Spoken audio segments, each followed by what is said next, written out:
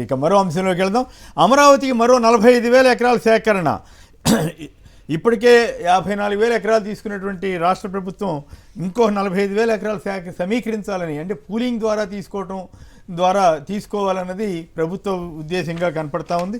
మరి ఇది రైతులకు మేలు చేసేదేనా, ఆ ప్రాంత ప్రజలకు ఉపయోగం కలిగించేదేనా ఏమిటి? దీని మీద పురుషోత్తమ రెడ్డి గారు చెప్పండి, ఇది ఎంతవరకు ఆ ప్రాంత ప్రజలకు ప్రయోజనం కలిగిస్తుంది, ప్రత్యేకించి రైతులకు ఏ మేరకు ఉపయోగపడుతుంది? ఇప్పుడు భూసేకరణ అంటే 3 రెట్లు పరిహారం ఎక్కువ ఇవ్వటం అనేది ఒక పద్ధతి, కానీ కొత్తగా పూలింగ్ అనే దాని మీద ఈ సమీకరించడం, దాంట్లో ఏదో వాటా ఇవ్వటం, ఈ ప్లాట్లు ఇది ప్యాకేజ్ అని ఇవ్వటం, ఇవన్నీ జరుగుతూ ఉన్నాయి. సో అసలు ఇంత భూమి తీసుకోవడం ద్వారా ఆ ప్రాంత ప్రజలకి మంచి జరుగుతుందా లేదా? కుమిణి గారు, రాజధాని అమరావతి ఇప్పుడు ఆంధ్రప్రదేశ్ రాజధాని కాబట్టి అక్కడ జరిగే ప్రతి పరిణామం, ప్రతి ఖర్చు, ప్రతి మార్పు చేర్పులు రాష్ట్రం మీద ప్రభావం చూపిస్తుంది. అక్కడ రైతుల మీద ప్రభావం చూపిస్తుంది, రాష్ట్రం మీద ప్రభావం. ఎందుకంటే మన రాజధాని కావడం, మనం ఏర్పాట్లు చేసుకుంటున్నాం కాబట్టి. ఇప్పుడు దేశంలో అనుభవాలు తీసుకున్నా, రాష్ట్రంలో అనుభవాలు తీసుకున్నా, గతంలో తీసుకున్న 32,000 ఎకరాలే చాలా ఎక్కువ అని వడ్డే శోభనాథేశ్వరరావు లాంటి వాళ్ళు గట్టిగా వాదిస్తున్నారు. అది నిజం కూడా. మీకు భూ సమీకరణ గురించి మాట్లాడుతున్నారు.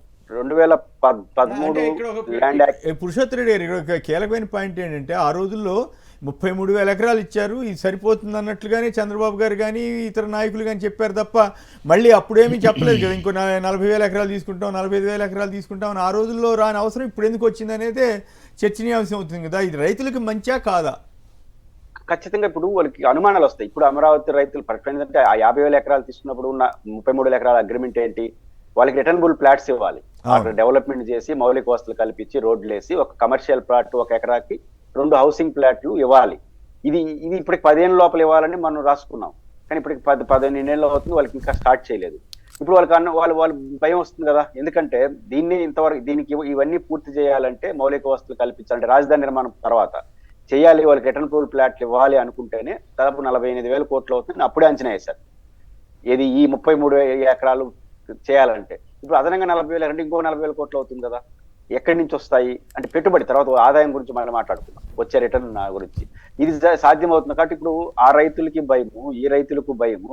అన్నింటికంటే మించి ఆహార భద్రత చట్టం ఏం చెప్తున్నట్టు కొమ్మినేని గారు, ఎటువంటి పరిస్థితుల్లోనూ ఈ మల్టీ క్రాప్స్ ఉండే భూములు తీసుకోకూడదు. ఫస్ట్ తీసుకోవాల్సి అనుకుంటే అనివార్యంగా అక్కడ తీసుకుంటే తప్ప ఇంకా వీళ్ళు కాదని జస్టిఫికేషన్ ఇవ్వాలి. అయినా తీసుకోవాల్సి అనుకుంటే వేస్ట్ ల్యాండ్ ని అంతకు రెండింతలు వ్యవసాయోగ్య భూమిగా మార్చాలి. ఇది ఆహార భద్రతా చట్టం. అంటే దాటిపోయింది కదా సార్. ఇప్పుడు అక్కడ గవర్నమెంట్ అడిగే ప్రశ్న ఎవరు అడిగే పరిస్థితి లేదు, కేంద్రం కూడా అడగదు. సో అందువల్ల పర్యావరణాలు, అప్పుడు జగన్ గారు ఉన్నప్పుడు ప్రధానికి పర్యావరణం అన్న వాళ్ళు ఇప్పుడు అసలు నోరు విప్పట్లేదు. ఇదంతా కూడా ఒక పొలిటికల్ గేమ్ లాగా మారిపోలేదా? ఖచ్చితంగా పొలిటికల్ గేమ్ ఒక దశ దాటితే ఏమవుతుంది, ఇప్పుడు మనకు అనుకూలంగా ఉందని ఏది బెత్తేడు చేస్తే అది రివర్స్ అవుతుంది. నేను చెప్తున్నది, ఇప్పుడు 40,000 ఎకరాలు ఏదైతే కొత్తగా తీసుకొని నిర్ణయించారో, ఇప్పుడు అక్కడ రీథింక్ స్టార్ట్ అవుతుంది రైతులు. కావాలి చూడండి, కొంతకాలం పోయిన తర్వాత వాళ్ళకే అర్థం అవుతుంది ఇది ఏంటి, ఇది ఎక్కడికి తీసుకెళ్తున్నారు, ఎక్కడ ముగిస్తారు, మన భవిష్యత్తు ఏంటి అనే చర్చ ఇప్పుడు మొదలవుతుంది. ప్రభుత్వం తీసుకున్నది ఈ నిర్ణయం మాత్రం ఎటువంటి పరిస్థితుల్లో కూడా అక్కడ రైతులకు కూడా నష్టం. ఎందుకంటే ఎట్ట జస్టిఫికేషన్ చేయాలి ఈ మొత్తం వ్యవహారాన్ని? నేను అనుకున్నట్టు వాళ్ళకి రిటర్నబుల్ రైతు భూమి ఇచ్చేస్తున్నా అంటే అదే కదా జీవనాధారం అతనికి. ఆ జీవనాధారం ఇచ్చేసిన తర్వాత వాళ్ళు రిటర్నబుల్ ప్లాట్లు ఇవ్వకపోతే వాళ్ళు ఎట్ట బతకాలి? అంటే కౌలు ఇస్తున్నాం కదా అంటారేమో వాళ్ళు. కౌలిస్తున్నాం కదా, ఓవరాల్ గా వాళ్ళంతటికి వాళ్ళు డెవలప్ చేసి అమ్ముకుంటే ఎక్కువ లాభాలు వస్తాయి, కానీ గవర్నమెంట్కి ఇస్తే అంత స్థాయిలో రాదు కదా. నిజంగా కొమ్మినేని గారు, మన జగన్మోహన్ రెడ్డి గారు ఇచ్చిన యథాలాపంగా ఇచ్చిన స్టేట్మెంట్ కానీ అమలు అయితే, మన ఇచ్చిన స్టేట్మెంట్ అమలు అయితే రైతులకు అత్యంత ప్రయోజనం వస్తుంది, ముఖ్యంగా అమరావతి రైతులకు. ఎందుకంటే జగన్ గారు ఏమంటారు, గుంటూరు విజయవాడ మధ్య మనకు ఉన్నటువంటి ల్యాండ్స్ లో అడ్మినిస్ట్రేషన్ ఏర్పాట్లు చేసేయండి అంటే, ఏంటి అసెంబ్లీ సెక్రటరీ కట్టేదానికి కావాల్సిన స్థలం ఉంది, వేసేస్తే ఏమవుతుంది, దానంతరం అది అభివృద్ధి చెందుకుంటారు. కంటిన్యూ ప్రాసెస్ కదా. అప్పుడు ఇప్పుడు 1 ఎకరాకి ప్రభుత్వం తీసుకుంటే 30 సెంట్లు ఇస్తావు, కానీ అదే వాళ్ళు జోలికి వెళ్లకుండా మన ఏర్పాట్లు మనం చేస్తే ఎకరా వాళ్ళే అమ్ముకుంటారు కదా. 30 సెంట్లు వచ్చే ఆదాయం ఎకరాలో వచ్చేస్తుంది రైతు. ఇప్పుడు హైదరాబాద్ లో అంతేకాకుండా ఇక్కడ ఇంకో పాయింట్ కూడా ఉంది సార్. ఇప్పుడు హైదరాబాద్ లో అనేక గేటెడ్ కమ్యూనిటీస్ వచ్చాయి. ఆ గేటెడ్ కమ్యూనిటీస్ లో రోడ్లు, డ్రైనేజీ, వాటరు, కరెంటు ఇవన్నీ కూడా ప్రైవేట్ వాళ్ళే ఏర్పాటు చేసుకుంటారు, కానీ ఇక్కడ ప్రభుత్వం ఏర్పాటు చేయాలి. ప్రభుత్వం ఏర్పాటు చేయాలంటే కొన్ని వేల కోట్లు ఖర్చు పెట్టాలి, దానివల్ల అదనపు భారం. పోనీ రైతులకి, స్థానికులకి ప్రయోజనం కలుగుతుంటే పోనీ సరే రైతులకు జరుగుతుందిలే అనుకోవచ్చు. అది ఎప్పుడు జరుగుతుందో తెలియని పరిస్థితి కదా ఇన్ని వేల ఎకరాలు తీసుకునేసరికి. ఖచ్చితంగా ఇప్పుడు మీరు హైదరాబాద్ ఉదాహరణ మనం ఫాలో అవుతున్నాం కాబట్టి, ఇప్పుడు నువ్వు జగన్ గారు ప్రతిపాదించినట్టు గుంటూరు విజయవాడ గాని మనం ఎంపిక చేసుకుని ఉంటే, అంటే అడ్మినిస్ట్రేషన్ మనం రాజధాని కాదు, అసెంబ్లీ సెక్రటరియట్ అవసరమైన బిల్డింగ్లు కట్టే ఫస్ట్ ఏమవుతుంది సికింద్రాబాద్ హైదరాబాద్ లాగా విజయవాడ గుంటూరు జంట నగరాలుగా మారిపోతాయి. మనం మోస్ట్ డెవలప్మెంట్ వచ్చేస్తుంది. నెంబర్ 2, ఈ ఎక్స్టెంట్ అనేది రైతు మీరు హైదరాబాద్ లో ఇప్పుడు మనం ఎక్స్టెన్షన్ అవుతున్నదంతా ఏంటి, ప్రభుత్వం మెయిన్ రోడ్లు వేస్తుంది, కానీ మిగతాది ఇంటర్నల్ ఇన్ఫ్రాస్ట్రక్చర్ అంతా ఆ గేటెడ్ కమ్యూనిటీ వాళ్ళు కల్పించుకుంటారు. దాంతో ఏమవుతుంది, ఆ రైతు ఎవరి పొలం ఉంటుందో ఆ పొలం 100% ఆదాయం వాళ్ళకి వస్తుంది, ప్రైవేట్ వ్యక్తులకు పోదు. కన్స్ట్రక్షన్ చేసిన వాళ్ళకి ఏ వ్యాపార ఆదాయం వస్తుంది, రైతుకేమో ఒరిజినల్ ఆదాయం వస్తుంది, కన్స్ట్రక్షన్ చేయాలి ఎక్కువ, దీంతో మనీ జనరేట్ అవుతుంది, అది మొత్తం ప్రభుత్వానికి రూపాయి భారం ఉండదు. ఈ మొత్తలు కానీ జగన్ గారు చెప్పిన ఈ మెత్తలు కానీ ప్రభుత్వం అలో చేస్తే మొత్తం రైతులకి ఇప్పుడు 33,000 ఎకరాలు ఇచ్చిన రైతులు కూడా ఎక్కువ లాభం వస్తుంది, 3 రెట్ల లాభం వస్తుంది. ఇప్పుడు వచ్చే లాభం కూడా 3 రెట్లు వస్తుంది. ఇప్పటికి డెవలప్మెంట్ అది ఇప్పుడు ఆ 2 చోట్ల కలిసి గుంటూరు విజయవాడ కలిసిన తర్వాత ఇంకా ఎదుగుదలే తప్ప తరుగుదల ఉండదు. కాబట్టి ఆటోమేటిక్ ప్రతి ఎదుగుదల సాఫీగా జరిగిపోతుంది, డిస్టర్బెన్స్ ఉండదు, వాళ్ళ వ్యాపార ప్రయోజనాలు వాళ్ళే పొందుతారు, ప్రభుత్వానికి నష్టం ఉండదు, ఖర్చు ఉండదు. కానీ ఈ మోడల్ ఎంచుకోకుండా మీరే ఒక ఏర్పాటు చేయడం వల్ల రైతు నష్టపోతాడు. సాధ్యమా, మీరు నష్టపోయి ఇస్తారు కొమ్మినేని గారు, అనొచ్చు మేము త్యాగం చేస్తామని, చేయండి తప్పేం లేదు. బట్ ఇది ఫెయిల్ అయితే ఎవరు మూల్యం చెల్లించుకోవాలి? మీకు గుర్తుందా, లవాసా మహారాష్ట్ర ప్రపంచానికి పోలో లవాసాలో 20,000 ఎకరాల్లో టాటా వాళ్ళు నగరాన్ని నిర్మించేసినారు, బిల్డింగ్లు కట్టేసినారు, జనం పోల నిర్మించేసినారు. మీరు నిర్మించేస్తే మళ్ళీ ఏం చేస్తారు? విజయవాడ ఒక నగరం, ఇక్కడే కాదండి, మీరు చైనా అనుభవం తీసుకుంటే కూడా అనవసరంగా ఎక్కువ కట్టేసి వల్ల గోస్ట్ సిటీస్ ఏర్పడినాయి అని అప్పట్లో ఆర్టికల్స్ వచ్చినాయి, డక్కన్ క్రానికల్ వీటన్నిటిలో కూడా. అంటే ఆ సమస్య రాకుండా గవర్నమెంట్ జాగ్రత్త పడితే అటు రైతులకి ఉపయోగం, ప్రభుత్వానికి ఉపయోగం, రాష్ట్ర ప్రజలందరికీ కూడా మేలు జరుగుతుంది, అంత భారం పడకుండా ఉంటుంది కదా అనేది పాయింట్.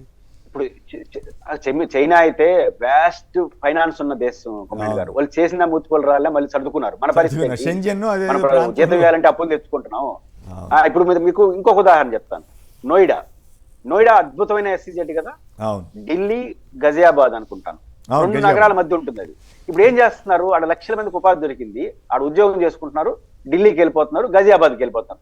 ఆ నగరంలో నిర్మించినటువంటి అపార్ట్మెంట్ 40% వరకు ఆక్యుపైజేషన్ లేదంట, ఫ్లాట్లు కట్టేసిన తర్వాత. ఎందుకంటే ఫ్యాక్టరీలు వచ్చేస్తున్నాయి, కట్టేసినారు, అది పోవట్లేదు. ఎందుకంటే ఢిల్లీ పోతున్నారు. ఇప్పుడు మనకు అమరావతిలో రాబోయే పరిణామం ఏంటి, ఇప్పుడు వెలగపూడిలో ఉద్యోగం చేసుకుంటున్నాడు, విజయవాడకు వచ్చేస్తాడు, గుంటూరుకు వచ్చేస్తాడు, అడవు నిర్మాణం చేసుకుంటారు, ఇంకా హైవే కానీ డెవలప్ అయింది అనుకో హైదరాబాద్కి వెళ్ళిపోతాడు, 2 గంటలు కొట్టామంటే హైదరాబాద్ పోతాడు. కాబట్టి అంటే కాకపోతే మీడియా కూడా ఇప్పుడు ఈ క్వాంటమ్ మాలి వస్తే సంతోషమే, కానీ వీళ్ళు అతిశయోక్తులు రాయటం వల్ల కూడా నష్టం జరుగుద్దేమో కదా. ప్రత్యక్షంగా పరోక్షంగా 15 లక్షల మందికి ఉపాధి అవకాశాలు వస్తాయని ప్రభుత్వం అంచనా అని రాస్తున్నారు. నిజంగా అట్లా వస్తే గొప్ప విషయమే. ఇప్పుడు హైదరాబాద్లోనే అంత స్థాయిలో రానప్పుడు ఒకవేళ నిజంగా వచ్చే అవకాశం ఉంటే ఇక్కడ ఇంకెక్కువ వచ్చే అవకాశం ఉంటుంది కదా. ఇలాంటి అతిశయోక్తులు కాదా, లేకపోతే నిజంగా వాస్తవానికి తగ్గట్టుగా ఉన్నాయా అన్నది చర్చ అవుతుంది కదా. ఇప్పుడు కొమ్మినేని గారు 3 ప్రభుత్వాలు చూసాం, చంద్రబాబు గారి ప్రభుత్వం, జగన్ గారి ప్రభుత్వం, మళ్ళీ చంద్రబాబు గారి ప్రభుత్వం. 2 భిన్నమైన కోణాలు ఉన్నవాళ్ళే కదా. 2 భిన్నమైన కోణాలు ఉన్న వాళ్ళ దాంట్లో ఇన్ఫ్రాస్ట్రక్చర్ గా ఈ ఇన్వెస్ట్మెంట్స్ ఎక్కడ వచ్చినాయి, శ్రీసిటీలో వచ్చినాయి, విశాఖపట్నంలో వచ్చినాయి. ఇద్దరు భిన్నమైన కోణాలు ఉండేవాళ్ళే. మీ భిన్నమైన కోణాల ముఖ్యమంత్రులు కూడా మన అనుభవం ఏం తెలిసిందంటే విశాఖపట్నం, ఉత్తరాంధ్ర, రాయలసీమలో ఉన్న శ్రీసిటీ, ఇది సత్యము.